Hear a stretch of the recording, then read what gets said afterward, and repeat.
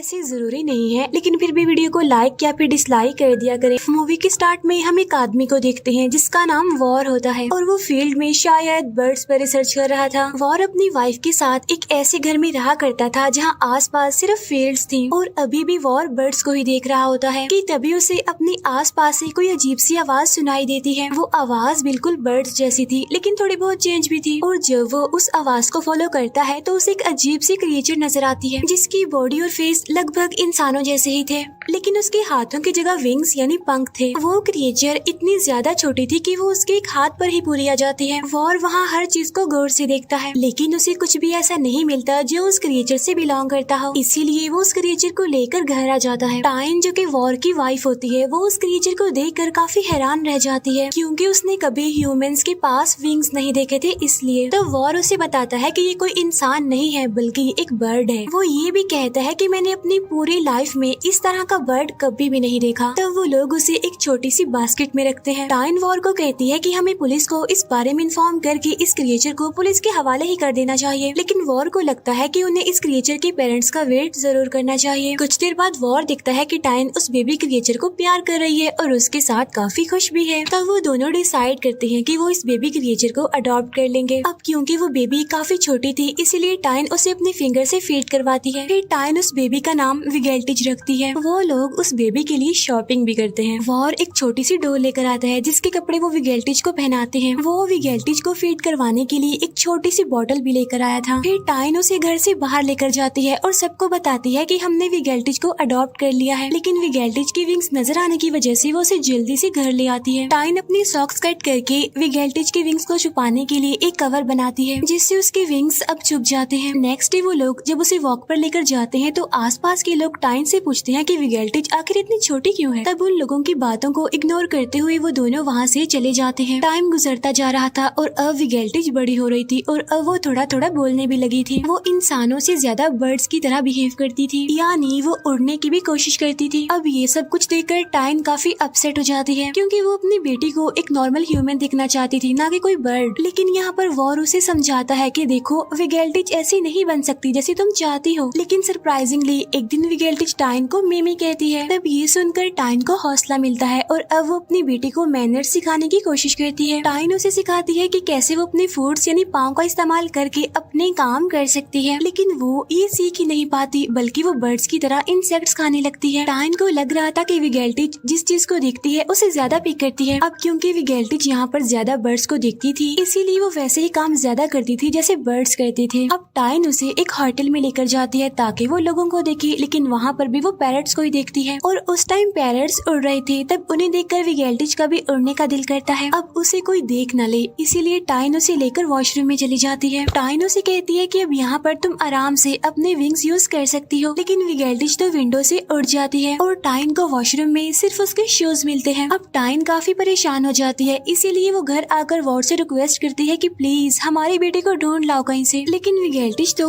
वहाँ से उड़ चुकी थी। तब वो लोग सोचते हैं कि विगेल्टिज ज्यादा दूर तक नहीं गई होगी, इसीलिए हमें कहीं और जाकर उसे ढूंढना चाहिए। इसके बाद हमें विगेल्टिज दिखाई जाती है जो कि अपनी लाइफ को काफी एंजॉय कर रही थी। वो उड़ रही थी, मजे कर रही थी और उसके साथ और भी बर्ड्स थे। वो बाकी बर्ड्स के साथ आसमान में उड़कर काफी अच्छा फील कर रही थी, लेकिन उड़ते हुए एक जगह पर विगेल्टिज का बैलेंस खराब हो जाता है जिसकी वजह से वो एक छोटी लड़की के रूम की विंडो के पास गिर जाती है। वो छोटी लड़की विगेल्टिज की विंग्स देखकर काफी हैरान होती है और कुछ देर के बाद उस लड़की और विगेल्टिज की फ्रेंडशिप हो जाती है। दूसरी तरफ हम टाइन और वॉर को देखते हैं जो एयर पुलिस से अपनी बेटी के बारे में पूछ रहे थे, लेकिन वो उन्हें अभी तक नहीं मिल रही थी। इसके बाद वो एक होटल में जाते हैं जहाँ पर जगह ना मिलने की वजह से वो एक ट्री के नीचे रात गुजारते हैं और ये वही ट्री था जहाँ पर विगेल्टिज और वो छोटी लड़की खेलने और सोने आए थे।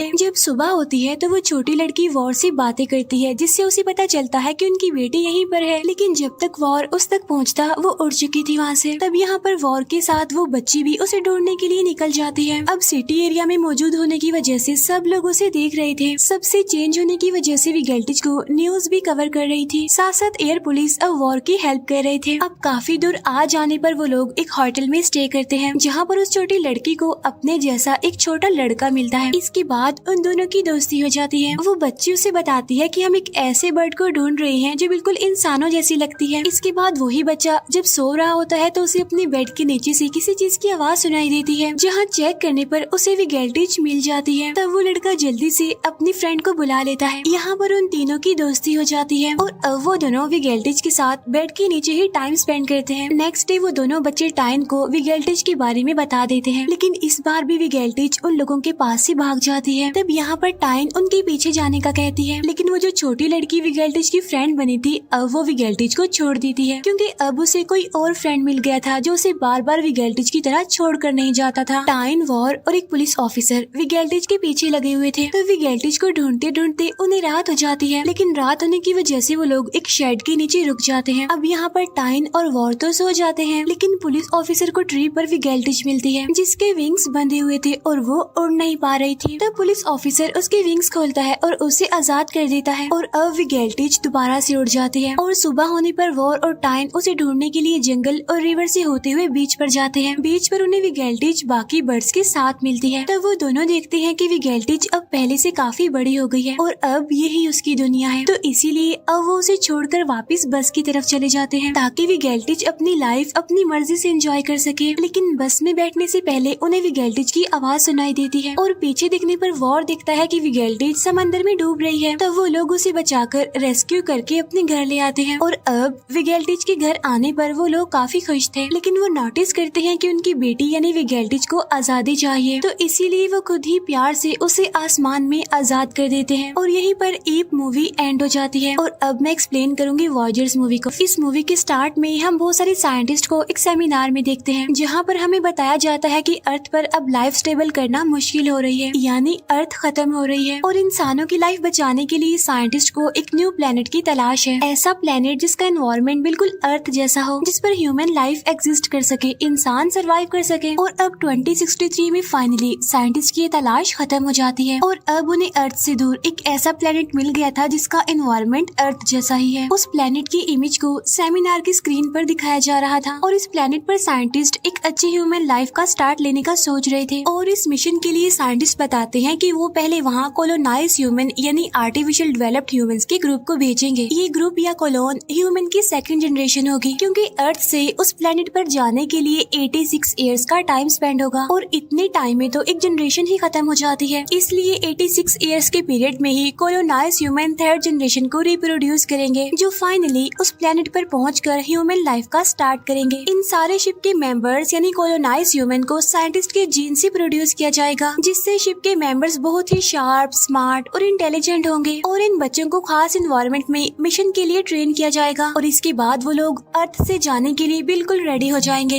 ये सब कुछ उस सेमिनार में डिस्कस किया जा रहा था। नेक्स्ट सीन में हम रिचर्ड नाम के एक आदमी को फैसिलिटी में देखते हैं, जहाँ प्लान के अकॉर्डिंग उन्होंने कोलोनाइज ह्यूमन लैब में तैयार कर लिए थे। वो टोटल 29 बच्चे थे जो अपने असल पेरेंट्स से भी नहीं मिलते थे।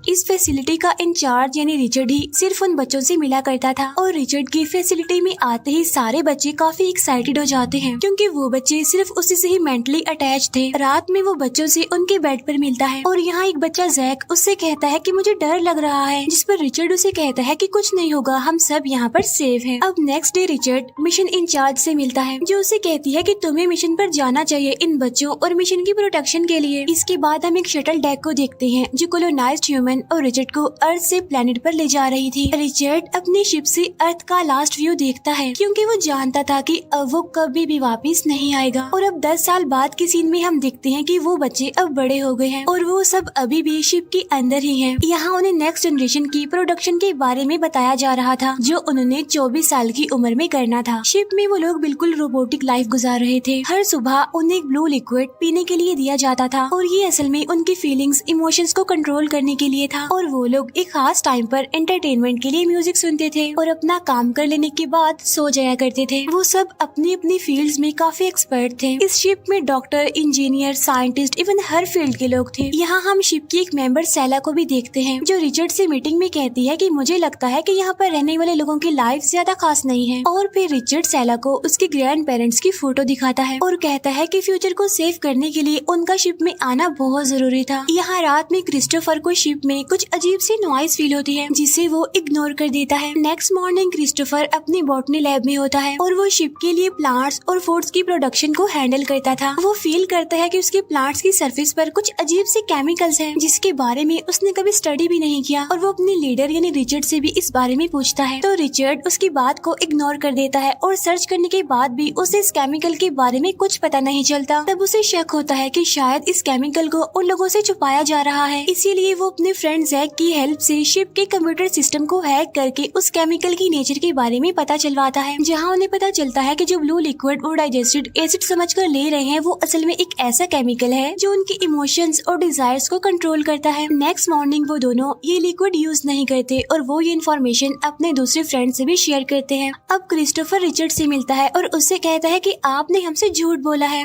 और वो यहाँ एक कंपार्टमेंट के बारे में भी बात करता है। तब यहाँ पर रिचर्ड उन्हें एक खास मिशन के बारे में बताता है और कहता है कि वो कंपार्टमेंट तो 3rd जनरेशन के लिए है। इसके बाद रिचर्ड अर्थ पर मैसेज भेजता है जिसमें वो अर्थ के लोगों से पूछता है कि मिशन के बारे में शिप के मेंबर्स को बता देना चाहिए क्या, ताकि उन बच्चों का बिलीव बना रहे। नेक्स्ट सीन में हम देखते हैं कि क्रिस्टोफर सेला यानी जो उनकी गर्ल मेंबर है उसमें इंटरेस्टेड है, लेकिन क्रिस्टोफर के कुछ कहने से पहले ही उसी का फ्रेंड जैक उसे अपनी फीलिंग्स बता देता है। तो वहाँ रिचर्ड आकर उसे सेला को परेशान करने से रोकता है और फिर हम जैक और क्रिस्टोफर जो कि फ्रेंड्स थे उनको जिम में लड़ता हुआ देखते हैं और ये सब वो लिक्विड ना लेने के साइड इफेक्ट्स थे। और अब वो दोनों एक ऑब्जर्वेशन रूम में जाते हैं जहाँ पर और भी मेंबर्स थे और वो जैक और क्रिस्टोफर को बताते हैं कि वो यहाँ पर एलियन जैसी जिंदगी गुजार रहे हैं। यहाँ सेला रिचर्ड के ऑफिस जाती है और उसे अर्थ के डेड प्लांट्स दिखाती है। यहाँ जैक उन दोनों को साथ देख लेता है और वो ये भी देखता है कि रिचर्ड ने सेला के शोल्डर पर हाथ रखा हुआ है। ये देखकर जैक जेलिस फील करता है, लेकिन उसे खुद भी अपनी फीलिंग्स के बारे में नहीं पता था। अब यहाँ पर रिचर्ड को पता चलता है कि उनका कम्युनिकेशन सिस्टम यानी ट्रांसमीटर खराब हो गया है और उन्हें इस सिस्टम को ठीक करना होगा। इस काम को करने के लिए जैक उसके साथ आता है और बाकी सब लोग अपने अपने काम में बिजी हो जाते हैं। इसके बाद हम देखते हैं कि जैक अपना काम करते हुए सेला को देखता है और उसके पास जाता है। जैक उसे टच करता है लेकिन रिचर्ड उसे आकर रोकता है, इसीलिए वो वहाँ से चला जाता है। यहाँ पर रिचर्ड को पता चलता है कि क्रिस्टोफर और जैक ब्लू लिक्विड नहीं ले रहे हैं, लेकिन रिचर्ड उन्हें समझाते हुए कहता है कि तुम्हें ऐसा नहीं करना चाहिए था। वो लिक्विड उन इमोशंस को कंट्रोल करता था जो अब जैक के अंदर डेवलप हो रहे हैं।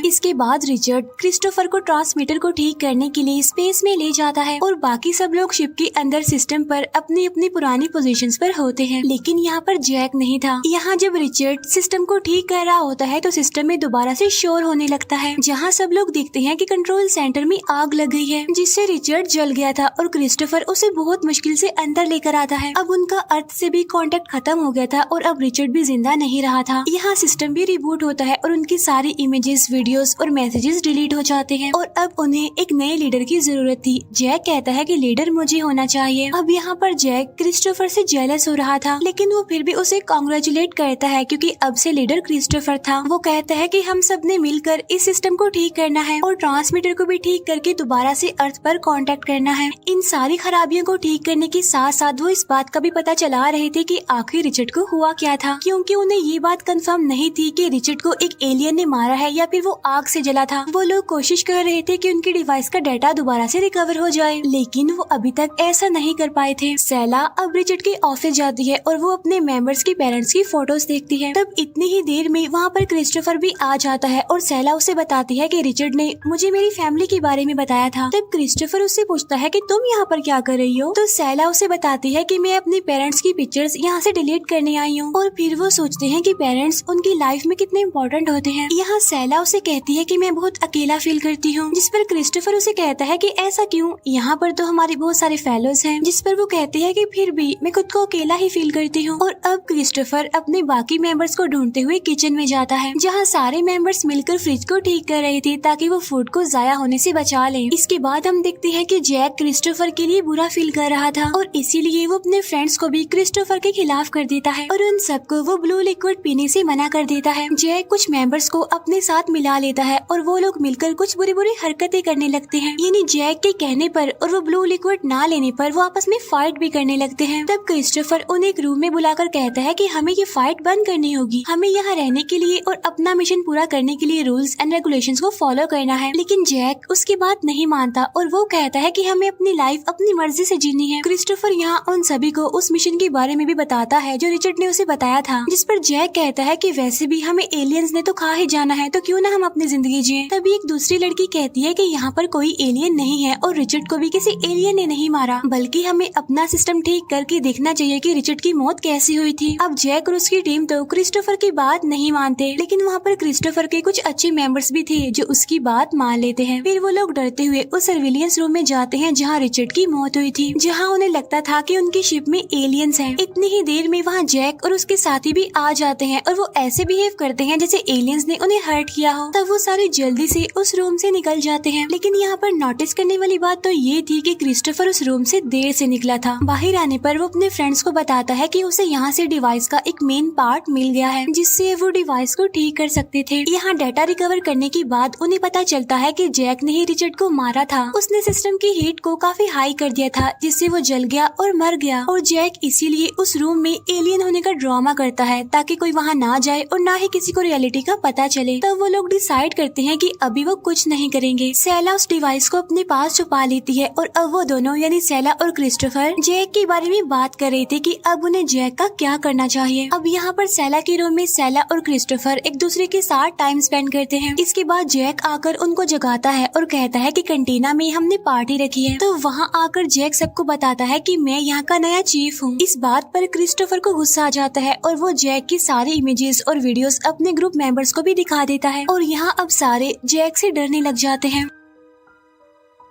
तब जैक कहता है कि हाँ मैं मानता हूँ कि उस रूम में कोई एलियन नहीं है, लेकिन मैं ये भी मानता हूँ कि रिचर्ड के अंदर एक एलियन था जो अपना एलियन अब किसी और को दे गया है। जैक उन सबको कहता है कि हमें उस एलियन को ढूंढकर मार देना चाहिए। तब यहाँ बातों बातों में वो एक आदमी को एलियन बता देता है, यानी उसके बारे में कहता है कि ये है एलियन। इसीलिए सब लोग उसे मारने के लिए उसके पीछे पड़ जाते हैं। हालांकि क्रिस्टोफर उसे बचाने के लिए जाता है, लेकिन उसके वहाँ पर पहुँचने से पहले ही सारे मेंबर्स उसे मार चुके थे। और अब हम देखते हैं कि क्रिस्टोफर और सेला मिलकर जैक को रोकने की प्लानिंग कर रहे थे, लेकिन उनकी तीसरी मेंबर कहती है कि हम उनको नहीं रोक सकते क्योंकि उनको रोकना मुश्किल है, क्योंकि उन्हें उस अपार्टमेंट का पता था जहाँ पर वेपन्स थे। तब यहाँ सेला कहती है कि शायद मैं भी जानती हूँ कि वेपन्स कहाँ हैं। वो क्रिस्टोफर को एक अपार्टमेंट के बारे में बताती है जहाँ पर क्रिस्टोफर वो ढूंढने के लिए जाता है, लेकिन क्रिस्टोफर की वहाँ पहुँचने से पहले ही जैक को वो सारे वेपन्स मिल जाते हैं। और यहाँ पर जैक के ग्रुप के सारे लोग क्रिस्टोफर और सेला को मारने के लिए वहाँ पर आ जाते हैं, लेकिन सेला बाहर निकल कर कहती है कि मुझे जैक से कोई जरूरी बात करनी है। वो कहती है कि असल में मुझे जैक के ग्रुप में शामिल होना है। इतनी ही देर में वहाँ पर क्रिस्टोफर और उसकी दूसरी फ्रेंड भी आ जाती है। जैक का एक साथी क्रिस्टोफर की दूसरी दोस्त को मार देता है और जब एक दूसरा क्रिस्टोफर को मारने वाला होता है कि वो वहाँ से भाग जाता है। वो अपनी बॉटनी लैब में जाकर एक कैबिन में छुप जाता है। जैक उस पर शूट भी करता है, लेकिन वो कोई कैबिन नहीं थी बल्कि एक टनल थी, जिससे निकलकर वो एक दूसरे रूम में आ गया था। यहाँ पर उसे सेला मिलती है, लेकिन इतनी ही देर में वहाँ पर जैक के दूसरे फ्रेंड्स भी आ जाते हैं क्रिस्टोफर को मारने के लिए। तब वो लोग जल्दी से छुपते हुए अपने आप को बचाने के लिए कोई वेपन वहाँ पर ढूंढने लगते हैं। क्रिस्टोफर और सेला भागते हुए स्पेस रूम में चले जाते हैं। क्रिस्टोफर सेला से कहता है कि तुम जल्दी से एक स्पेस सूट पहन लो और वो खुद भी स्पेस सूट पहन लेता है। वो एयरलॉक की सारी विंडोज को कुछ चीजें डालकर बंद कर देता है और जैसे ही जैक वहाँ पर आता है तो वो उस डोर को शूट कर देता है। तब डोर के खुलते ही जैक अब बाहर स्पेस में गिरने वाला था, लेकिन अब क्योंकि सेला और क्रिस्टोफर ने स्पेस सूट पहना हुआ था इसीलिए वो बाहर नहीं गिर रहे थे। तब जैक जल्दी से सेला को पकड़ता है